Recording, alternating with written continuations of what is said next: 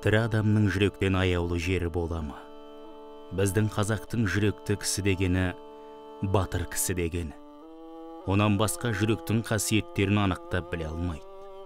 Рақымдылық, мейірбандылық, әртүрлі істе адам баласын өз бауырым деп, өзіне ойлағандай оларға да болса үйгет демек, бұлар жүрек ісі. Асықтықта жүректің ісі. Тіл жүректің айтқанына көнсе, жалған шықпайды. Амалдың тілін алса, жүрек ұмыт қалады. Қазақтың жүректісі мақтауға сыймайды. Айтқанға көнгіш, уағдада тұрғыш, бойын жаманшылықтан тез жиып алғыш, көштің соңынан ит жере бермей, адасқан көптен атының басын бұрып алуға жараған. Әділетті ақыл мойындаған нәрсеге қиында болса, мойындау. Әділетті ақыл мойындамаған нәрсеге оңайда болса, мойындамау ерлік. Батылдық осы болмаса, қазақтың айтқан батыры әншейін жүректі емес, қасқыр жүректі деген сөз. Қазақтың жаманшылыққа үйір бола беретұғының бір себебі жұмысының жоқтығы. Егер егін салса, я саудаға салынса қол тиермеді.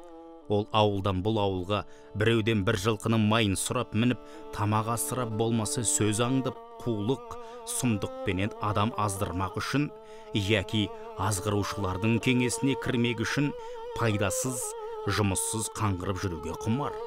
Дүниелік керек болса, адал еңбекке салынып алған кісі ондай жүрісті иттей қорлық көрмей ме? Өзінің кәсібін тастап, кезегендікке салына ма? Малдылар малын өңкей малшыларға, бала шағаға тапсырып, қолдағы құдай берген азды көпті дәулеті қызықсыз көрініп, оның ұры бөріге жем болып, қарға жарға ұшырауына шыдайды. Пыш-пыш кеңестен қалып, бір ауылға барып, қулық сұмдық жасап жүріп, тегін тамақ жеп, ыржыңдасуды қысыратуға шыдамайды.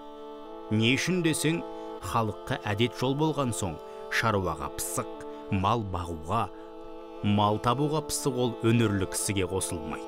Я өзі пәле шығаруға пысық, я сондайлардың сөзін естігенім, білгенім деп елге жайып жүріп, арбаңдауға пысық өнерлілерге қосылғандай көрінеді.